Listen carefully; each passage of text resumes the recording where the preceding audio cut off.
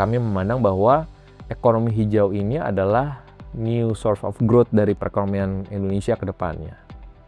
Jadi Go Green itu adalah bagian dari, ini bahasa saya Pak, Ya.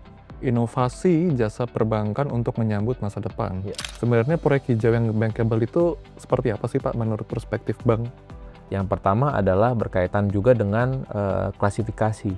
Ya, karena tadi sudah ada arahan guidance dari OJK terkait dengan PKBI dari sisi arus kasnya, dari sisi perizinannya, dari sisi bagaimana dokumentasinya, lalu juga dari sisi bagaimana off-takernya. Ya, itu memang harus dianalisis lebih mendalam lagi gitu ya, baru dikatakan proyek hijau tersebut ini adalah bankable gitu ya.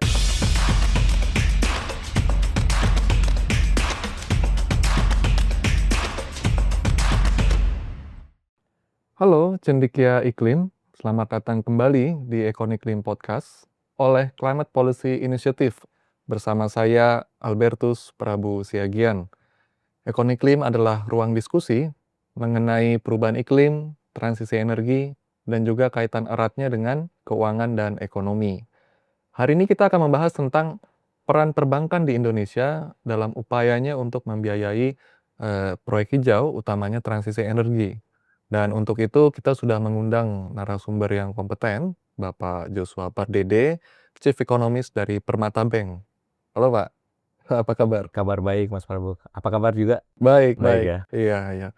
Makasih Pak udah mau datang, meskipun mungkin saya dengar tadi mungkin tidak terlalu sehat hari ini. Makasih juga atas undangannya. Oh iya, iya.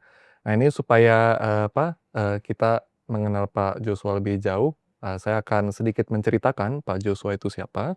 Pak Joshua Pardede adalah Chief Economist dari Permata Bank sejak tahun 2014, dan di dalam karirnya beliau mendapatkan beberapa penghargaan seperti penghargaan 40 Under 40 dari majalah Fortune, dan juga penghargaan The Best Forecaster dari Focus Economics, Bloomberg, dan juga Reuters ya Pak. Ya.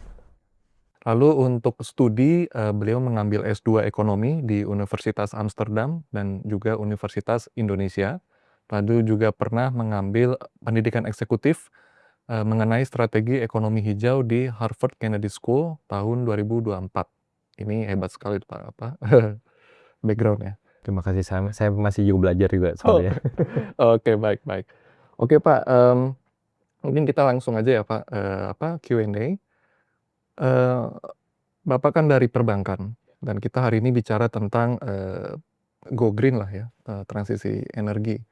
Sebenarnya mengapa sih perbankan Indonesia itu Go Green? Apakah itu sekedar mandat saja yang harus dilakukan, atau mungkin ada kalkulasi lain mungkin yang sifatnya lebih komersial untuk perbankan Indonesia itu Go Green? Silakan Pak.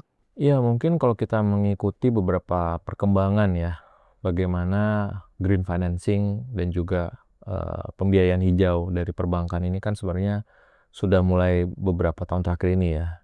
Mungkin dalam 10 tahun terakhir ini sudah mulai pesat ya peningkatannya beberapa tahun terakhir ini. Dan ini juga sangat bukan lagi kalau kita bicara sebelumnya, ini bicara bagaimana image ya, reputasi. Tapi juga saya melihat bahwa ke depannya ini perbankan juga sudah melihat bagaimana green financing itu ataupun pembiayaan hijau ini dilihat bukan melihat juga bagaimana cara menjaga kualitas aset ya, lalu juga bagaimana menjadi salah satu sumber pertumbuhan kredit yang baru ya. Karena kami juga melihat bahwa kalau kita melihat dari sisi ekonomi hijau ya, sebagai ekonom kami melihat juga bahwa ini juga menjadi salah satu opportunity sebenarnya buat pemerintah untuk bagaimana mencari-cari sumber-sumber pertumbuhan ekonomi yang baru ya. Jadi kami juga memandang bahwa perbankan memandang juga bahwa pembiayaan hijau ini pun juga sebagai salah satu sektor ekonomi yang menjadi harapannya bisa menjadi upaya untuk mendukung juga ya pertumbuhan ekonomi ke depannya, karena ini menjadi salah satu sumber-sumber pertumbuhan ekonomi yang baru ya. Jadi artinya bukan hanya dari sisi regulasinya saja, tapi juga perbankan sudah mempertimbangkan aspek bisnisnya ya.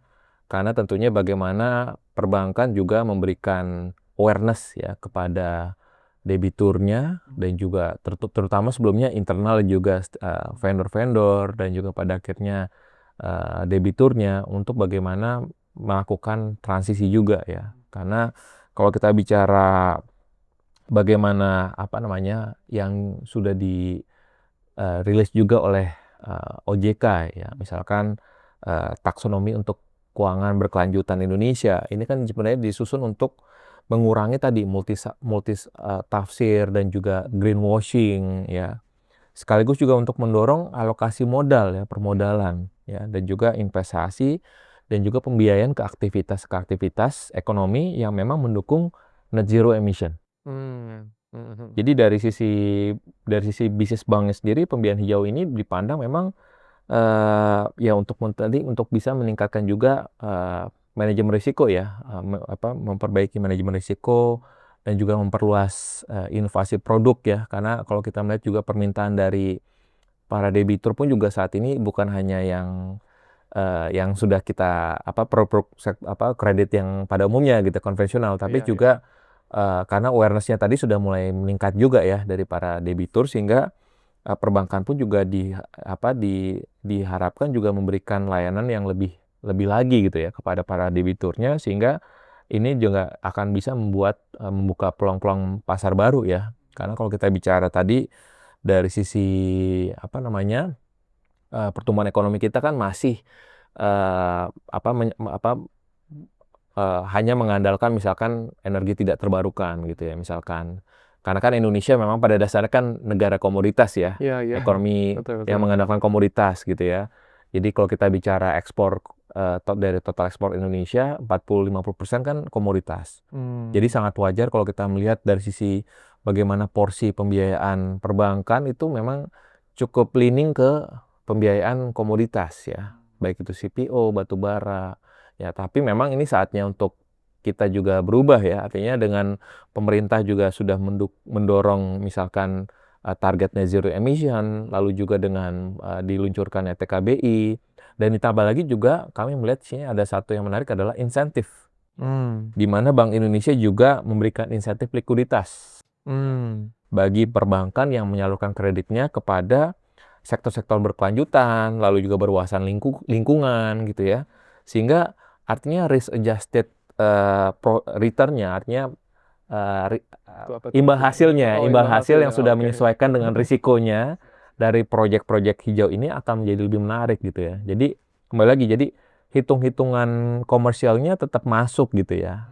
Jadi bukan hanya semata-mata ini semacam hanya untuk memenuhi mandat itu mandatnya saja, tapi sebenarnya dari sisi perspektif bisnisnya sudah mulai ada. kelihatan ya dengan adanya tadi bahwa kami memandang bahwa ekonomi hijau ini adalah new source of growth dari perekonomian Indonesia ke depannya. Jadi Go Green itu adalah bagian dari, ini bahasa saya Pak, Ya. inovasi jasa perbankan untuk menyambut masa depan, Ya. gitu ya. Oke. Nah tadi kan Bapak sempat mention ya, sebut beberapa hal bahwa proyek hijau itu mulai menarik dari sisi bisnisnya ya. Ya. Mungkin kalau gitu kan artinya dari sisi perbankan pastinya beberapa sudah mulai terlihat bankable gitu ya. Proyek hijau itu sudah beberapa terlihat mulai bankable. Nah ini mungkin untuk supaya juga orang-orang paham gitu ya. Ya. Sebenarnya proyek hijau yang bankable itu seperti apa sih Pak menurut perspektif bank? Oke. Jadi tentunya perbankan itu memang pada prinsipnya, perbankan itu memang kita menerapkan prinsip kehati-hatian ya dalam menyalurkan kredit. Karena kan memang kita mengoptimalkan fungsi intermediasi ya. Kita mendapatkan pendanaan dari dana pihak ketiga, dan kita wajib menyalurkan pembiayaan itu kepada sektor real gitu ya. Nah tentunya dikatakan bankable dari proyek-proyek hijau itu tentunya ada dua aspek ya. Yang pertama adalah berkaitan juga dengan klasifikasi. Ya, karena tadi sudah ada arahan guidance dari OJK terkait dengan TKBI gitu ya. Artinya pertama itu harus terpenuhi juga ya.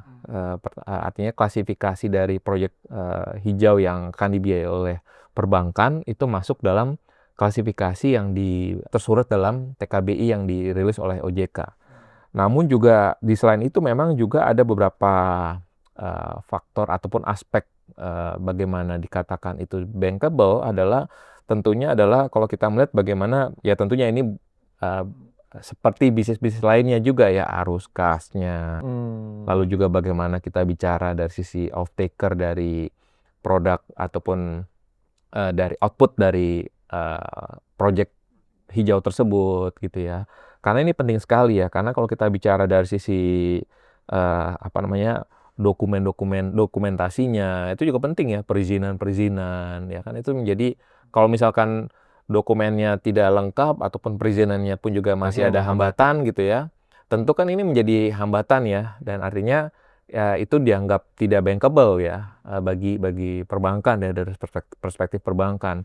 Jadi memang kalau kita melihat dari sisi bankability-nya tentu banyak aspek tadi ya, dari sisi arus kasnya, dari sisi perizinannya, dari sisi bagaimana dokumentasinya, lalu juga dari sisi bagaimana off-taker-nya, dalam hal ini pembeli dari output dari produk dari hasil dari proyek hijau tersebut gitu ya. Itu memang harus dianalisis lebih mendalam lagi gitu ya, baru dikatakan proyek hijau tersebut ini adalah bankable gitu ya. Karena kalau kita lihat ya memang ya banyak lah ya, kalau kita lihat banyak sekali hambatan-hambatan, misalkan tadi terkait misalkan keterlambatan pengadaan oleh PLN misalkan, lalu juga misalkan biaya pembiayaannya cukup tinggi ya kan, dan juga misalkan tarif PPA-nya rendah gitu. Jadi banyak sekali hambatan-hambatan yang memang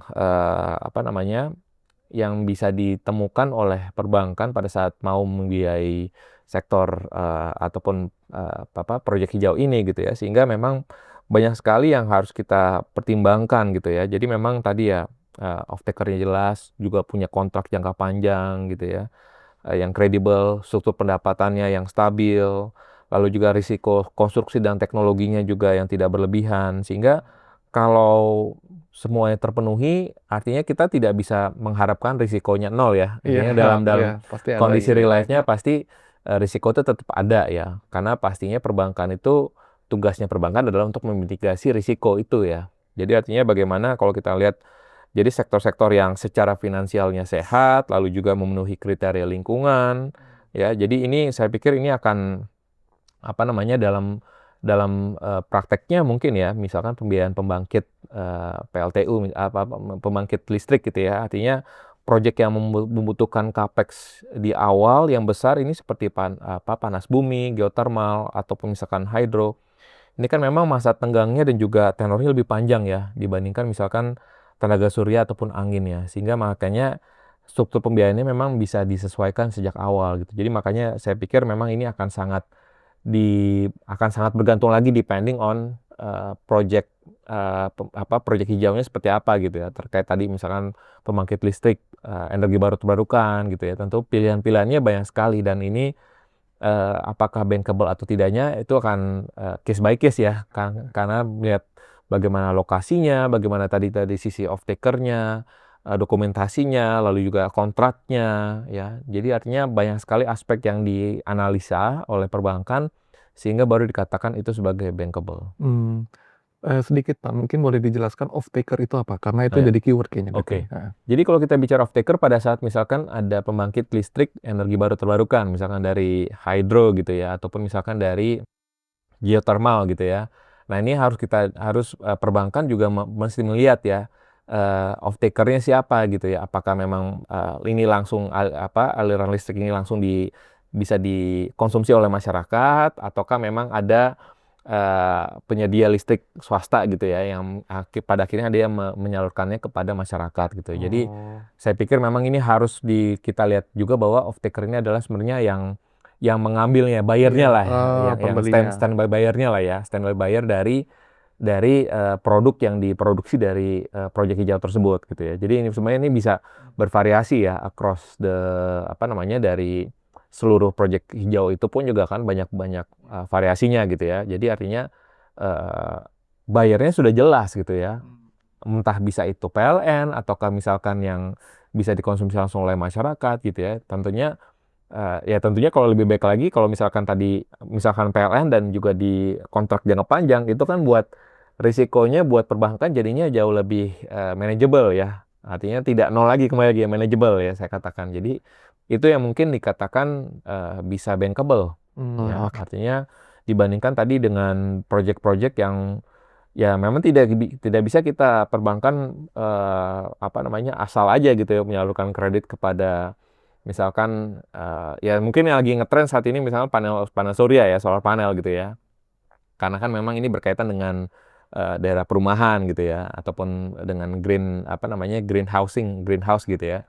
Tapi green mortgage gitu. Tapi juga itu saya pikir perlu harus dianalisis mendalam lagi bagaimana tadi dari sisi off taker agar tadi cash flow-nya tidak terganggu ya. Ujung-ujungnya kembali lagi Betul. perbankan pasti harus menganalisis bagaimana arus kasnya ya. Selama tadi arus kasnya tidak jalan, artinya kan berarti nanti akan ada masalah juga ya, permasalahan ke depannya ya. Artinya akan ada permasalahan keuangan dari si calon debiturnya ini gitu ya, which is yang dari proyek hijau ini. Artinya apakah dia layak dikatakan bankable? Tentunya kan jadi pertanyaan besar. Iya, Jadi betul. makanya persyaratannya memang sangat ketat ya, karena tadi bahwa kita perbankan ini memang ya highly regulated ya, memang industri yang paling highly regulated, dan karena tadi kita memang perbankan itu diharapkan tetap menerapkan prinsip kehati-hatian, tapi juga diharapkan juga mendukung tadi pembiayaan kepada sektor realnya seperti itu. Oke, Pak.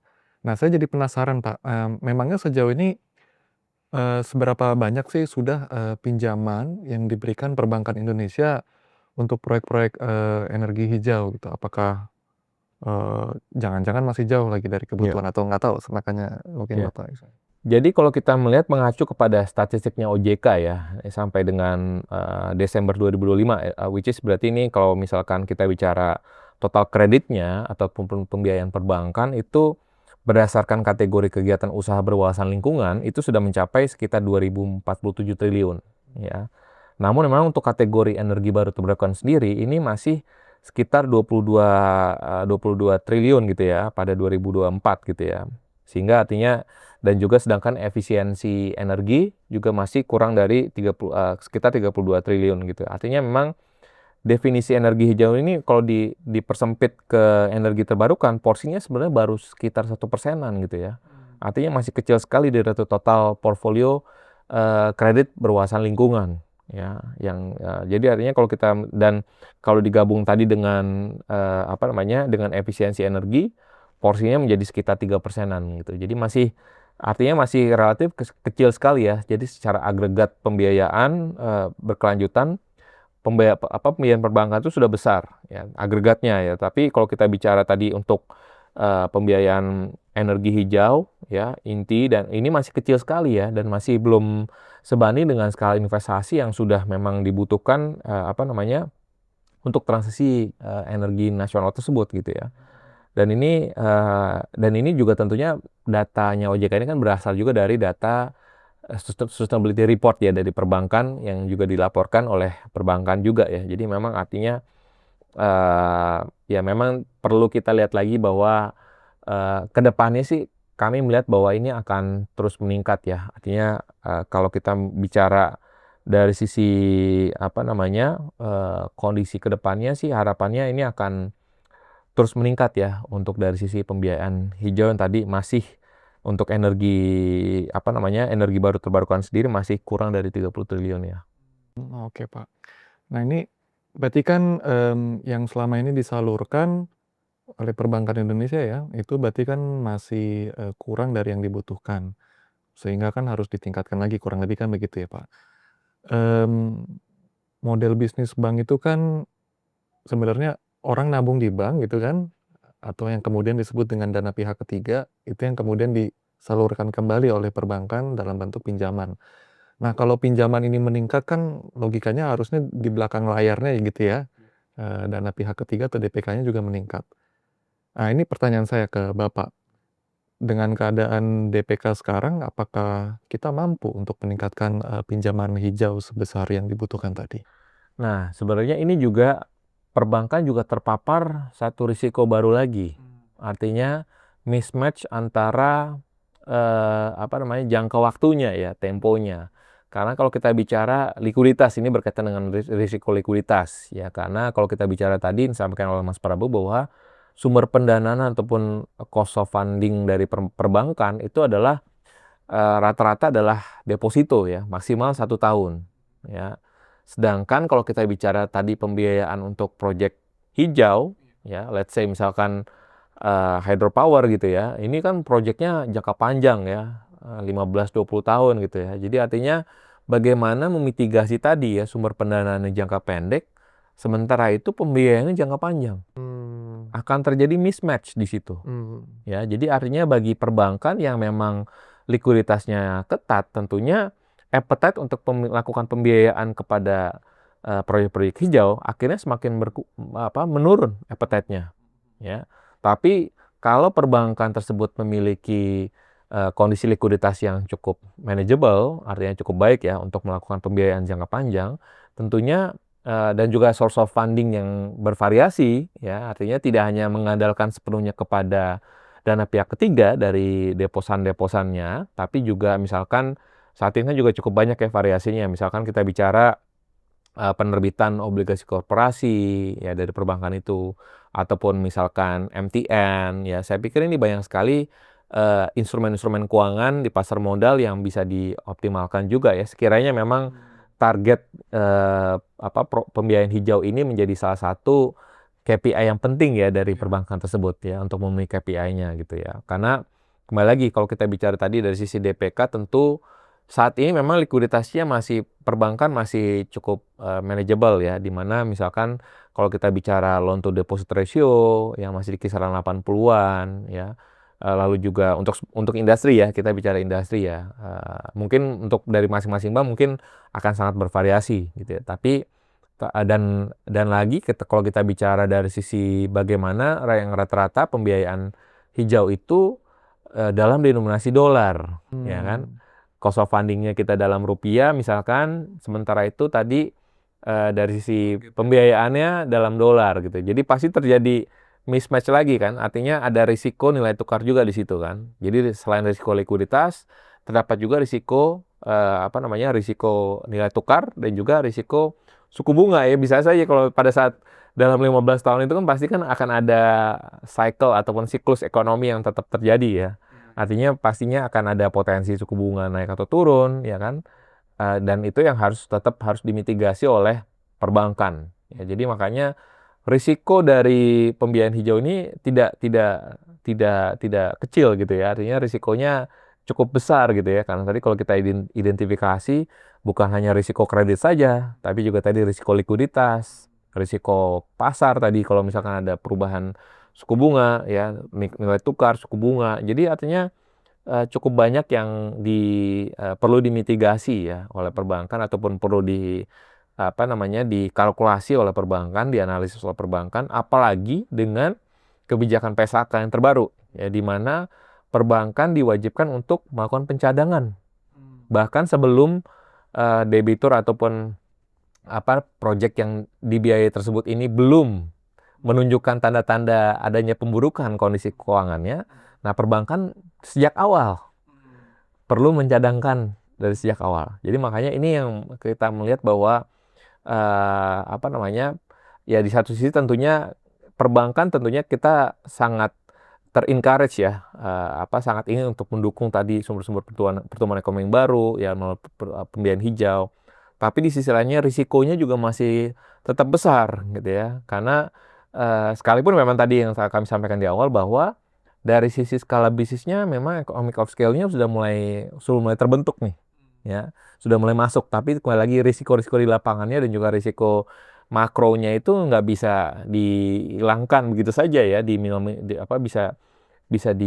dihilangkan sepenuhnya gitu ya, sehingga masih akan ada risiko yang melekat di dalamnya. Dan juga khususnya tadi dari sisi source of funding ya, itu penting sekali karena tanpa adanya potensi ataupun variasi diversifikasi sumber pendanaan yang bervariasi tentunya, maka tadi appetite untuk perbankan menyalurkan kredit kepada pembiayaan hijau, ya, yang notabene rata-rata karakteristiknya adalah pembiayaan jangka panjang, tenor jangka panjang, tentunya ini appetite-nya jadi berkurang. Oke, Pak.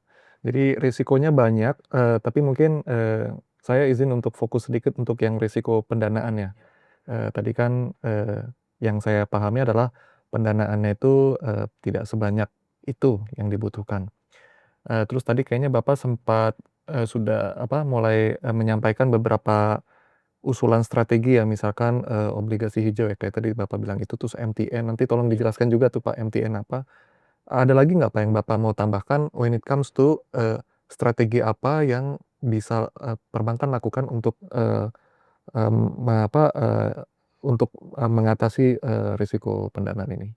Ya, kalau kita bicara dari sisi permasalahan funding ataupun pendanaan, memang yang strategi yang harus dilakukan tadi adalah memperkuat tadi ya, pendanaan dari misalkan dari basis, dananya ya, khususnya dana murahnya ya, itu prinsipal perbankan ya, penguatan kasa ya.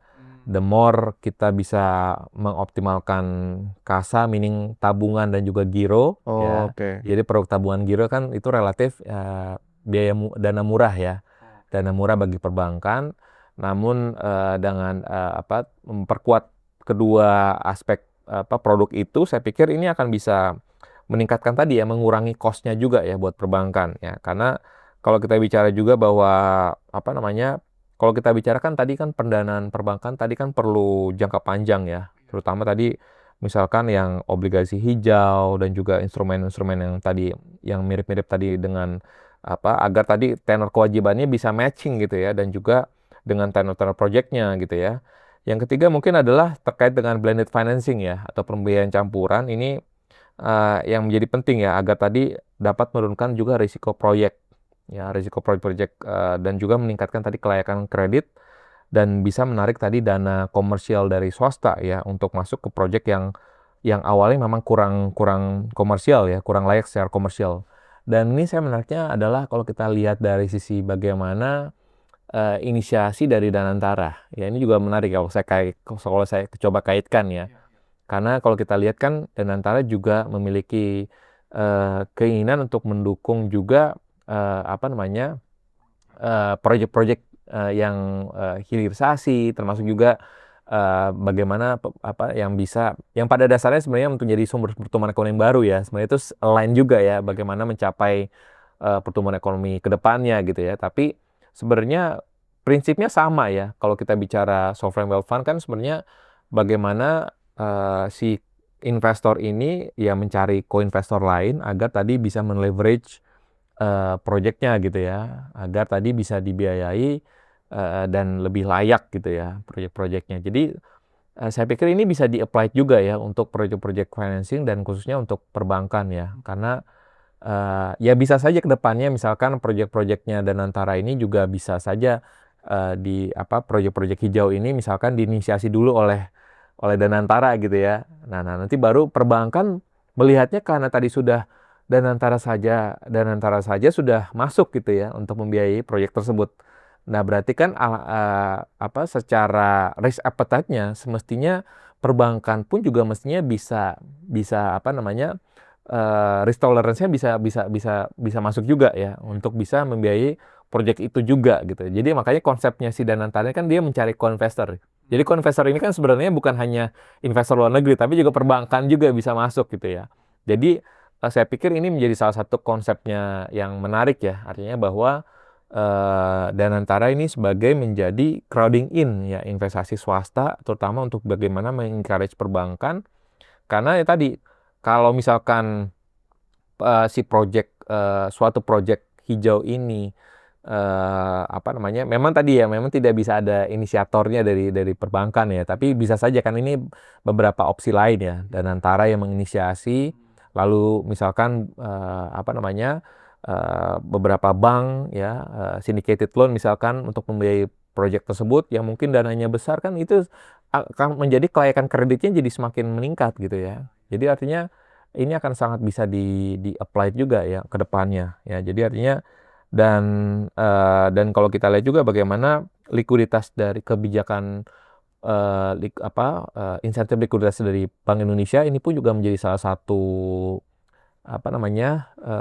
insentif ya untuk perbankan untuk bagaimana menyalurkan tadi kepada pembiayaan kepada kredit pembiayaan hijau gitu ya. Jadi artinya dengan adanya ini semua artinya strategi funding untuk strategi pendanaannya perbankan untuk net zero emission sebenarnya ya tadi menggabungkan dari dana pihak ketiga, pasar modal, lalu juga termasuk juga tadi dana antara ya, dan juga tadi untuk dan berbagai instrumen lainnya untuk de-risking artinya mengurangi tadi risiko-risiko terkait dengan kredit risknya sendiri, dan juga tadi secara khusus adalah mengurangi memitigasi risiko likuiditas ya yang memang terekspos dari proyek-proyek pembiayaan hijau tersebut gitu ya. Nah, pertanyaan saya berikutnya mungkin sedikit bergeser tapi masih terkait ya, Pak. Kan kalau model bisnis bank itu kan dia mendapatkan uang juga dari masyarakat yang kemudian tadi disebut DPK dengan berbagai rupanya termasuk tabungan giro. Tapi juga tidak lupa kita ingat bank itu juga punya modalnya sendiri, capital gitu ya. Dan seingat saya kan ada konvensi Basel ya, yang di mana di situ dia mengatur rasio kecukupan modal minimum yang bank harus punya tuh berapa, kalau misalkan pinjamannya berapa, seperti itu ya. Itu yang saya pahamin ya, Pak. Nah, kalau misalkan pinjaman perbankan itu meningkat gitu ya, untuk membiayai transisi energi dan proyek hijau lainnya, untuk kasus Indonesia apakah itu berpotensi, ya saya juga nggak tahu ya, apakah itu berpotensi melanggar ketentuan rasio minimum tadi atau seperti apa, Pak? Iya, kalau kita bicara kecukupan modal ya, sih sebenarnya secara agregat ya, kita bicara data dari OJK kembali lagi, misalkan data terakhir itu masih manageable ya, data CAR kita, rasio kecukupan modal perbankan itu di kisaran 25 ya sampai 26%, dan ini memang ini di atas ambang batas minimumnya ya, yakni 8% ya. Jadi sebenarnya dari sisi posisi permodalan perbankan, industri perbankan ini jauh dari batas minimumnya ya. Dan jadi karena itu memang tadi kalau kita bicara bagaimana secara agregat memiliki ruang permodalan yang besar, sebenarnya tetap saja ya, artinya masih cukup besar ya ruang-ruang penyaluran tadi ya, kredit-kredit kepada yang long term financing, project financing ya.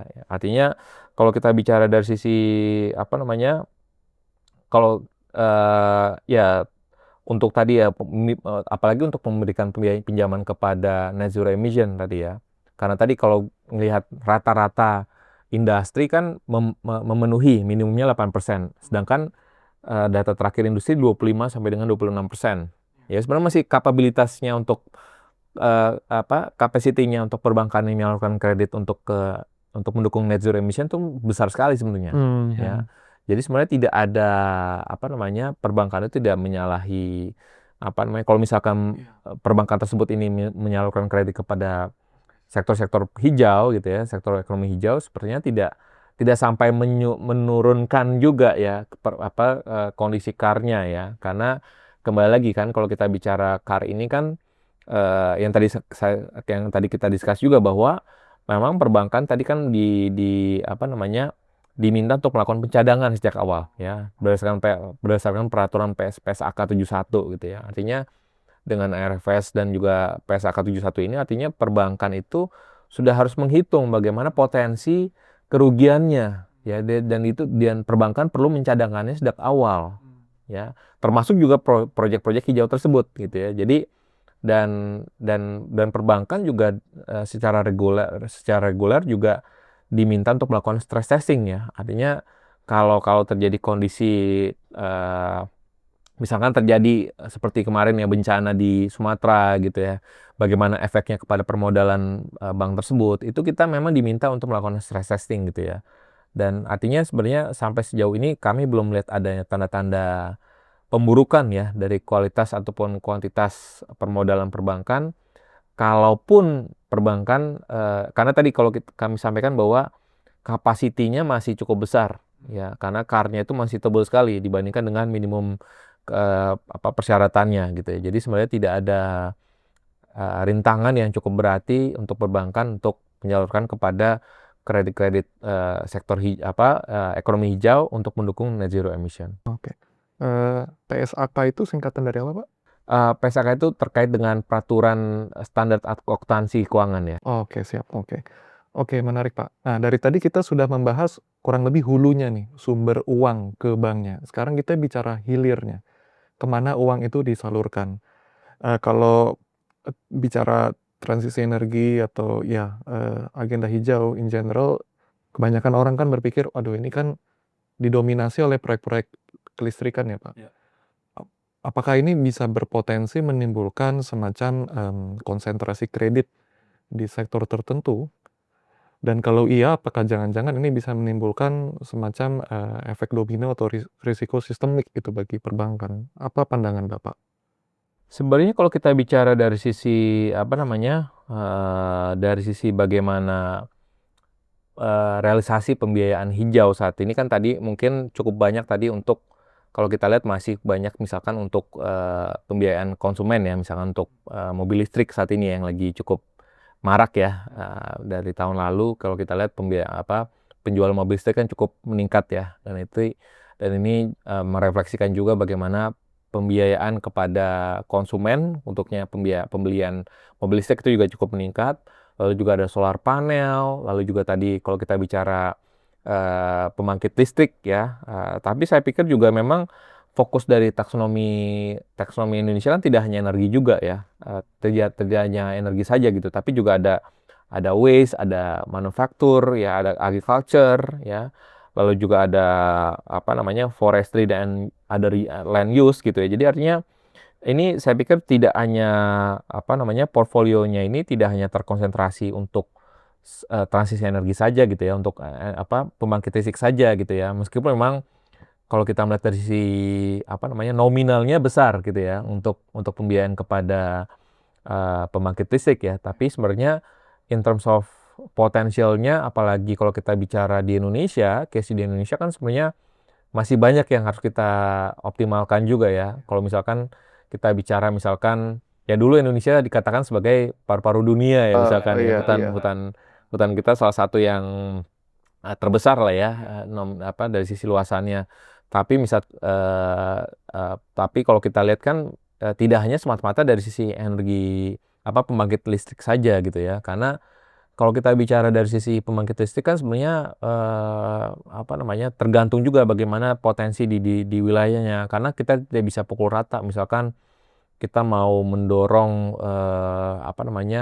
pembangkit listrik tenaga angin gitu ya di wilayah yang memang kondisinya anginnya mungkin nggak terlalu besar gitu ya, tentunya akan sangat sangat tidak bankable di situ ya kondisinya. Jadi artinya saya pikir banyak sekali ya, tadi termasuk juga untuk UMKM, pengelolaan sumber daya alam hayati ya, penggunaan lahan berkelanjutan.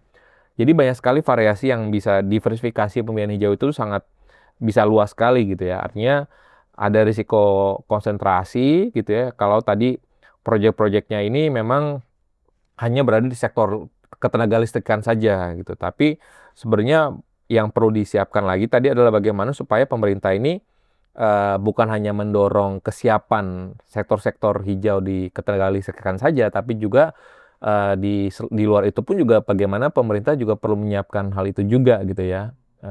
Kalau kita mendengar misalkan carbon market ya, kemarin kan sebenarnya carbon trading ya, sekalipun sudah diluncurkan mungkin harus kita evaluasi juga apakah sudah transaksi ataupun tradingnya sudah cukup masif gitu ya. Jadi banyak sekali yang sebenarnya masih harus kita lihat lagi bahwa risiko konsentrasi itu bisa kita mitigasi kalau tadi pemerintahnya dan juga tadi kan kalau kita lihat sudah ada guidance ya, TKBI ya versi 3 saat ini, dan artinya perbankan pun juga tidak hanya melihat kepada satu sektor saja, sektor hijau saja, tapi juga beberapa aspeknya lainnya ya, karena kalau kita bicara hijau tadi kan bisa saja ya ya selain pembangkit listrik energi baru terbarukan, tapi juga tadi banyak juga ya tadi misalkan untuk UMKM ya, lalu juga misalkan pengelolaan sumber daya alam hayati gitu ya. Jadi tidak aja semata-mata kita bicara apa namanya ya pengelolaan saat ini kan juga cukup banyak ya efisiensi industri, bangunan hijau, ya kan, transportasi, ya pengelolaan limbah, air, lalu juga tadi pembiayaan konsumtif hijau seperti PLTS atap, ya, dan juga kendaraan listrik. Ini saya pikir ini untuk bisa memitigasi tadi concentration risk kepada ketenagalistrikan. Ini artinya untuk mendiversifikasi pembiayaan hijau ini tidak hanya fully terkonsentrasi kepada pembangkit listrik saja ya, tapi sebenarnya banyak sekali variasi-variasi sektor-sektor hijau lainnya yang sebenarnya bankable juga, yang sebenarnya menarik dari sisi perbankannya pun juga ini menilainya bankable ya untuk dilakukan pembiayaan hijau tersebut. Oke, iya ya. Ya, kalau dipikir-pikir betul juga. Mungkin sebenarnya mencapai emisi nol bersih itu kan caranya banyak. Iya. Kalau kita ambil cara yang di mana di cara itu kita sangat mengandalkan ketenaga listrikan, ya mungkin ada risiko konsentrasi kredit. Tapi betul juga kalau misalkan kita ambil cara lain yang di mana di cara itu mungkin tetap ada sektor listrik, tapi juga lebih majak mengandalkan sektor lain. Jadi risiko risiko konsentrasi kredit bisa dihindari. Oke.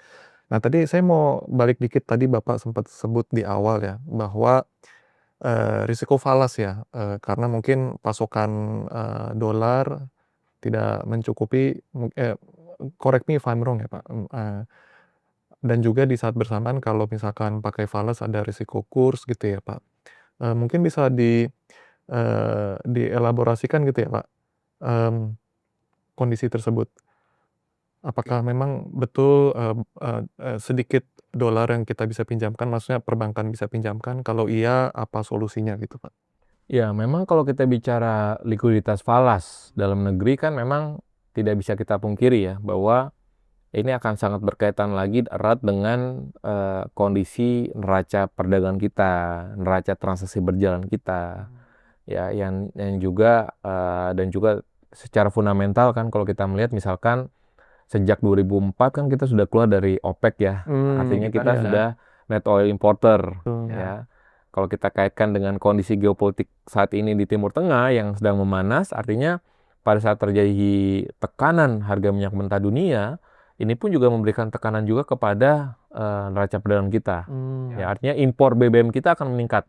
Ya, artinya kebutuhan falas kita pun juga meningkat ke dalam negeri kan untuk membiayai impor tersebut, pembiayaan impor tersebut. Iya iya. Jadi artinya kalau kita bicara kondisi likuiditas Indonesia ya, ini memang kalau kita lihat dari sisi domestiknya kan neraca perdagangan kita sekalipun memang kalau kita lihat dari sejak 2024 ya, sejak pandemi justru malah ya, Indonesia Mei 2020 sampai dengan Januari 2026 ya, neraca perdagangan kita selalu mencatatkan surplus ya.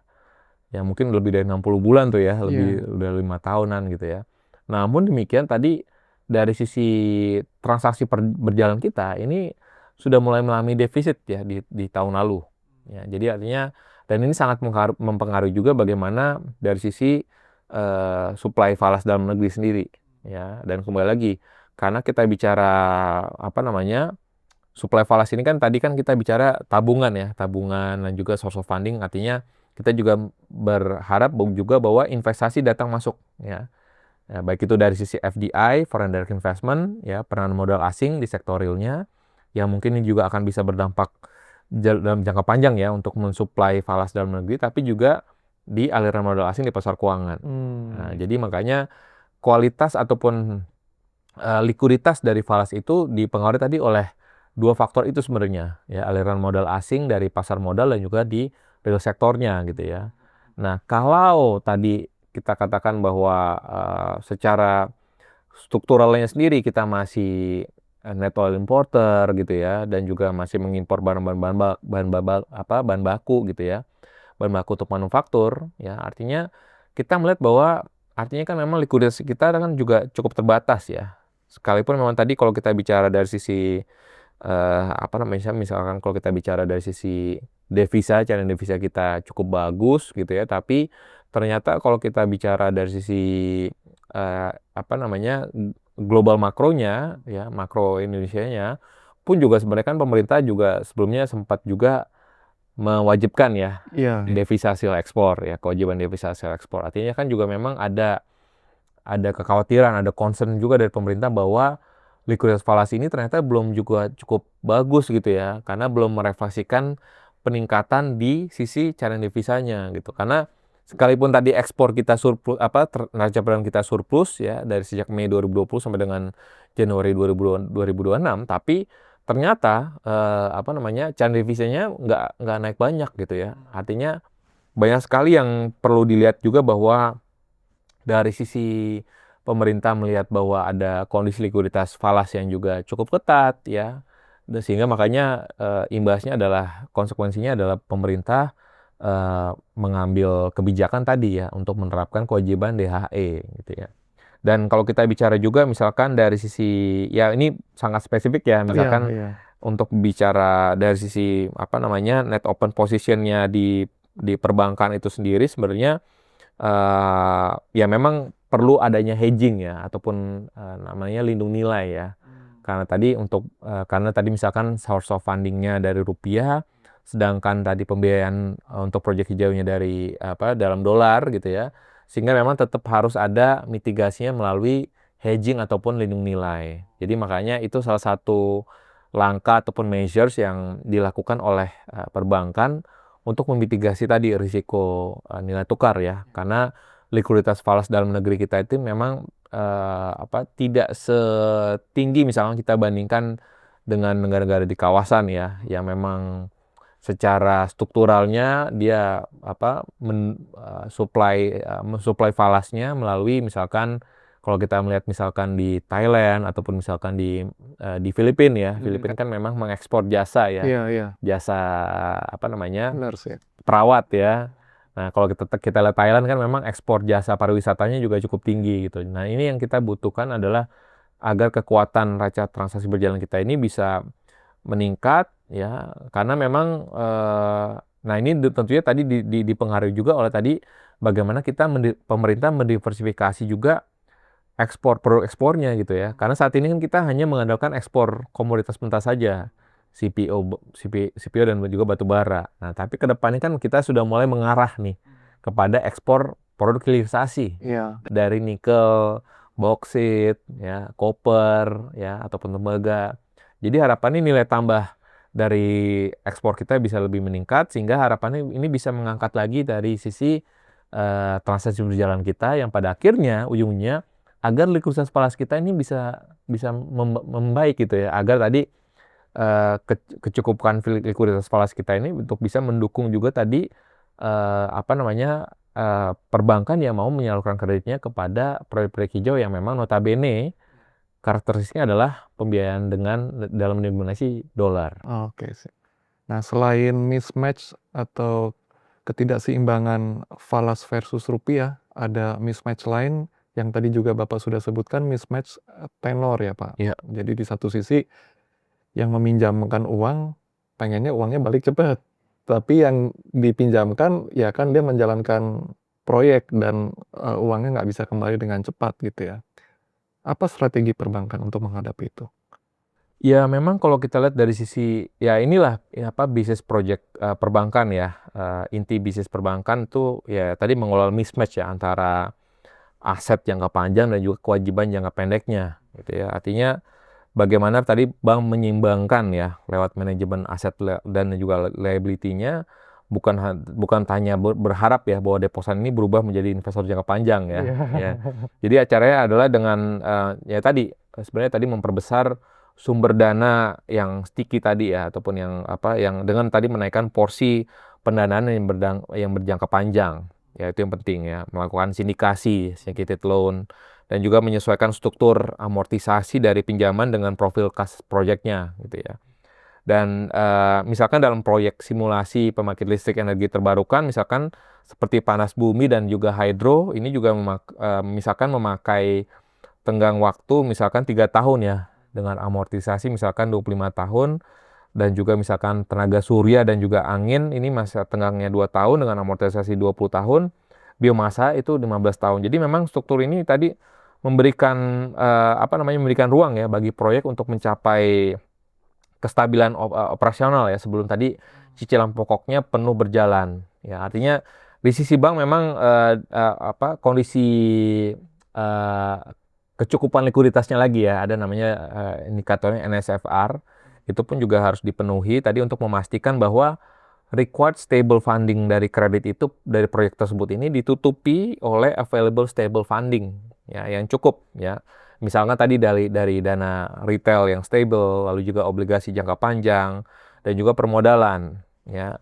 Dan juga kalau kita lihat dari sisi risiko suku bunganya ya memang dampak dari tadi ya pendapatan bank yang baru nampak pada tapi memang itu baru berlaku tadi pada saat struktur pendanaannya baru dan repricing kewajibannya tetap dijaga disiplin ya. Artinya tadi kalau kita bicara tadi beberapa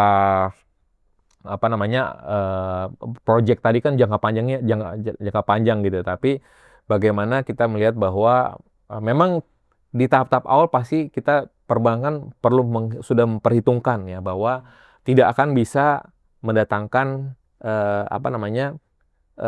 inflow sih ataupun mendatangkan cuan ya artinya.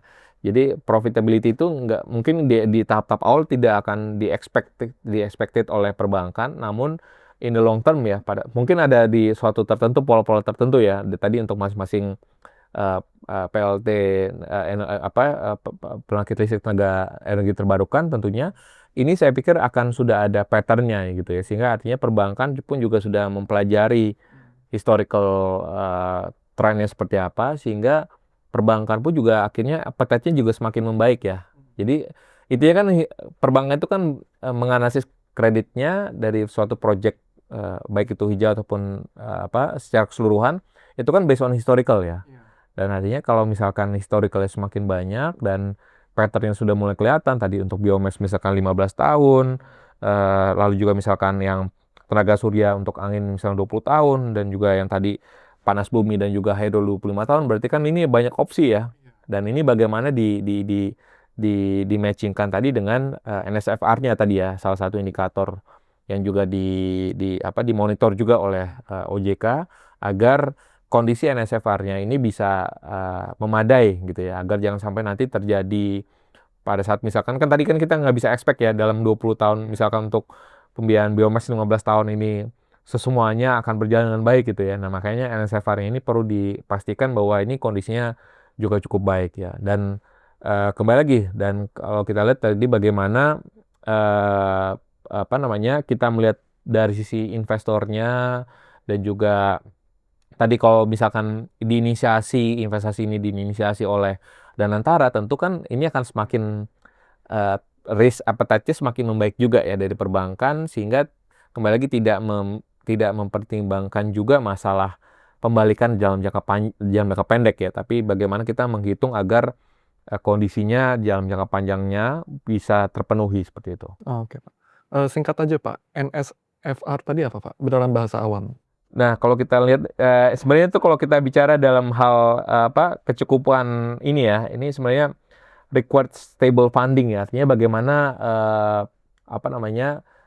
karena pendanaan perbankan itu kan mesti ada yang stable-nya gitu ya, dan ini yang harus kuat ya. Oh iya, Jadi oke, dari sisi pendanaan perbankan, struktur pendanaan perbankan yang memang harus stable gitu ya.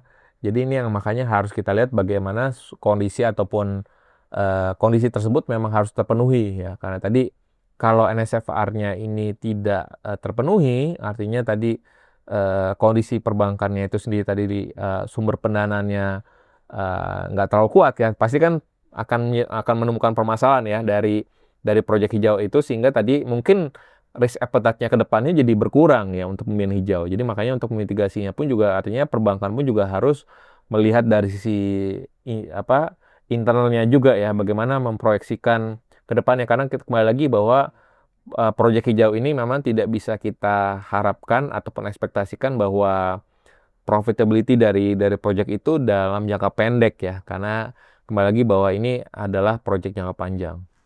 Pertanyaan terakhir, Pak. Harapan. Apa harapan perbankan? Kebijakan apa yang dibutuhkan? Iya, saya pikir memang ya sebenarnya bukan hanya subsidi ataupun insentif besar-besaran ya, tapi juga yang paling penting adalah kepastian. Ya, dari perspektif misalkan pelaku usaha, bisnis, investor, ya, semuanya pasti akan mengharapkan kepastian, ya, kepastian kebijakan, kepastian peraturan, ya. Karena kalau kita bicara misalkan bank itu kan juga memerlukan tadi ya, tarif, kontrak jual beli listrik yang bankable, lalu juga proses pengadaan PLN yang cepat, konsisten, dan juga perizinan yang sederhana, transparan, penyiapan proyek yang matang, yang juga pembangunan jaringan dan juga penyimpanan agar listrik hijau ini bisa benar-benar terserap kan. Jadi artinya itu menjadi salah satu hal yang apa namanya, yang penting juga. Yang kedua adalah perbankan juga membutuhkan instrumen ya untuk men-de-risking ya, artinya tadi memitigasi risiko yang tadi cukup banyak yang tadi kita udah bahas, seperti misalkan penjaminan, blended finance ya, lalu juga fasilitas pembiayaan falas jangka panjang ya. Artinya intinya penting sekali ya bahwa pemerintah tadi ya, selain itu yang kedua ya. Selain itu juga yang ketiga, saya pikir pemerintah juga perlu memberi sinyal ya bahwa misalkan harga yang masuk akal, misalkan apa namanya, lewat subsidi ya energi fosil, lalu juga terkait dengan penguatan pasar karbon ya, kerangka insentif yang membuat tadi proyek-proyek green ini menjadi kompetitif gitu ya. Jadi artinya ini masih di tatanan regulasi dan juga apa namanya tadi, kepastian ya. Artinya di tingkat regulasi pun juga bagaimana koordinasi antar lembaga ini pun juga diharapkan agar lebih terkoordinasi dan rapi ya.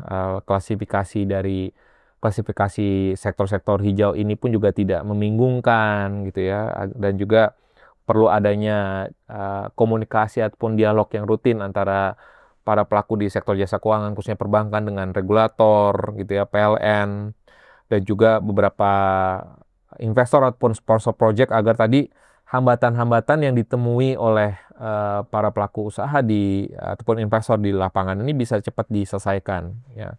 Dan ya artinya kalau tanpa itu semua memang modal tadi itu akan, ya, modal yang sudah disiapkan oleh para investor akhirnya akan menunggu semuanya ya, tanpa ada kepastian, tanpa adanya regulasi yang apa yang firm ya dari pemerintah itu sendiri gitu. Jadi saya pikir koordinasi antara kementerian lembaga gitu ya. Jadi saya pikir ini tidak semata-mata apa namanya, permasalahannya ini dari perbankan, tadi isunya tadi banyak sekali, tapi juga sebenarnya di luar itu isu di sektor realnya, khususnya dalam hal ini ekonomi hijaunya sendiri pun juga ini banyak banyak tantangannya juga gitu ya. Artinya dari sisi regulasi permintaan sendiri, bagaimana pemerintah bisa firm gitu ya dengan target net zero emission 0% apa di 2060. Bagaimana dengan peta jalan 2030 untuk produksi mobil listriknya gitu ya. Apakah sudah inline ataupun align dengan peta jalan pembangunan ekosistem misalkan SPKLU-nya ya. Jadi artinya semuanya ini kan tentunya akan sangat apa, kalau semuanya itu belum terjadi, artinya kan semuanya akan menunggu ya. Iya. Karena pada akhirnya para pelaku usaha ya, perbankan itu akan menunggu kepastian dari sisi pemerintahnya juga gitu ya. Artinya memang kita mengharapkan bagaimana kepastian, dan apalagi kalau kita kaitkan lagi dengan kondisi saat ini ya di Timur Tengah, dengan ketidakpastian global, dengan climate risk yang terus meningkat gitu. Tentunya kami melihat bahwa potensi apa, pengembangan ekonomi hijau ini akan terus berkembang, akan meningkat ke depannya, sehingga tentunya ini akan bisa direspon juga oleh perbankan ya. Prospek dari pembiayaan ekonomi hijau ini akan meningkat juga ke depannya, sehingga kembali lagi ini bukan hanya sekedar mandat, tapi juga bagaimana perbankan melihat bahwa dalam skala bisnisnya pun juga opportunity bisnisnya juga cukup bagus ya, bagi perbankan itu sendiri juga untuk mendukung pertumbuhan ekonomi Indonesia ke depannya. Oke Pak, ini hebat sekali nih Pak, diskusi kita panjang sekali, saya rasa 1 jam aja ada. Kalau dari saya sudah cukup, dari Pak Joshua ada yang ingin Sudah ditambahkan? cukup ya. Cukup juga ya, ini hebat sekali benar Pak Joshua ini. Oke, terima kasih Pak atas, diskusinya yang sangat insightful dan konstruktif. Kalau boleh saya ringkas, tapi ini pakai bahasa saya ya. Mungkin ada 2 hal, satu dari sisi tantangan, bahwa perbankan itu, eee, punya banyak potensi risiko, tapi mungkin yang paling, utama untuk diperhatikan adalah risiko sumber pendanaannya ya Pak. Lalu yang kedua dari segi harapan kebijakan, ada beberapa hal tadi yang Pak Joshua sudah sebutkan, tapi saya rasa yang paling penting adalah kepastian regulasi. Karena kalau tidak kita jadi serba nunggu ya tadi Pak. Oke Pak. Oke baik, teman-teman cendekia iklim, terima kasih banyak ya sudah mau menonton episode hari ini. Semoga bermanfaat dan mendapatkan perspektif baru. Sampai jumpa di episode berikutnya dan salam cendekia iklim.